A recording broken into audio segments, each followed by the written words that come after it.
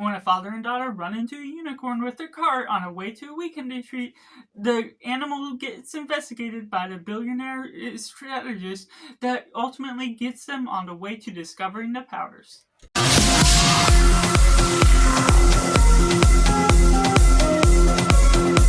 Hello and welcome to Cinema, where we focus on the film. I'm Josh, this is Simply Cinema. Let me know down in the comments below what you thought of Death of the Unicorn. Was it good, was it bad, or somewhere right in the middle? Or if you're waiting for this review to decide if you're going to see it or not, make sure to like this video if you enjoy it, subscribe if you haven't already to join in the film culture community where we talk about the love of cinema as a whole and taking it right into the positive. Overall, this has the ambience of a weirdness to the A24 film category that I just generally enjoy. It's a comedic satire movie that really builds upon this dramatic performance, looks at different comedy roles. We get Jenna Ortega, Paul Rudd, Will Poulter, Richard E. Grant, which all are fitting for their roles, are really good in their performances. As you may expect, of course, their star cast, but just deliver on the weirdness, the situational environment that's satirical in the nature of what you're building on. The comedy can be good at certain times, so that's really what builds upon the dramatic look into the death of the unicorn that really looks good, honestly, to the nature of the CGI, how it looks and gets pulled off. The kills can be really dramatic in the way they execute the situations, and so that's really builds upon a lively and interesting story that explores unicorn lore in a fascinating way I didn't necessarily expect it to touch into. The way they're touching about this fair maiden, everything that gets to resolve the unicorn, resolve the situation and the problems that are going on at hand. Once this second unicorn appears and everything is going a little haywire to the nature of the problems that are going on with figuring out the cures and everything that is going on with the unicorn horn, how it's giving these different powers in one sense. It's interesting the way they're exploring this situation as a hand, which does keep some things about it fascinating as a whole. And going into the mix elements, there's just certain things where the dramatic elements of exploring the folklore of the unicorns, as well as the satirical comedy, that just doesn't always blend in the best way, going from one part to the other, going about this whole film. It may be a little bit too long in the nature. Now, it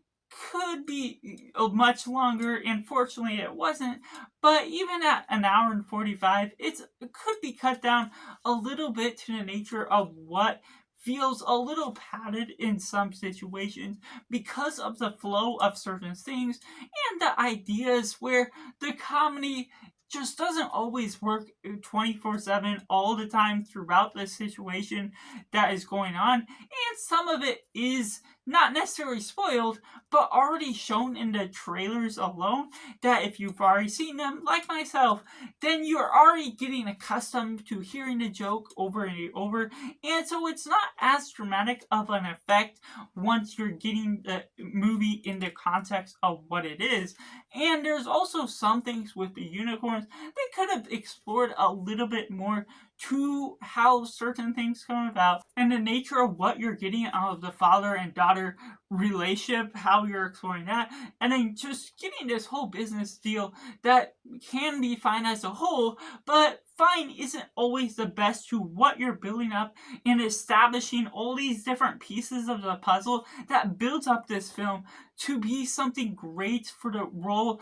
that you're taking out of the writing that can, a little bit of times, feel a little funky to the situation, which of course goes into the satirical comedy category, but not everyone is going to be absolutely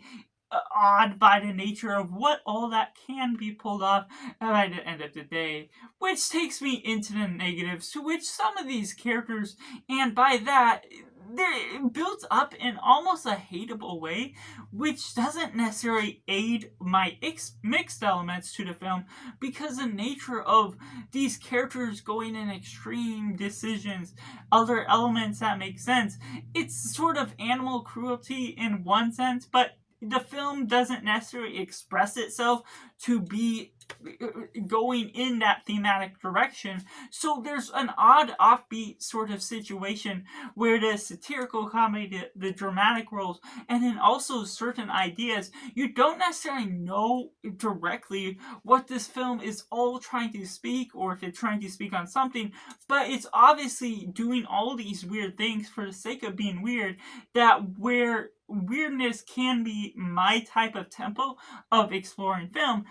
this doesn't necessarily always have the right beats to it to really add in the right spices of a flavor to touch what I really appreciate about what they're trying to tackle with the story. While it can perform itself in a way that I'm intrigued and invested into the story, I love seeing what is going on screen and love seeing certain aspects of it.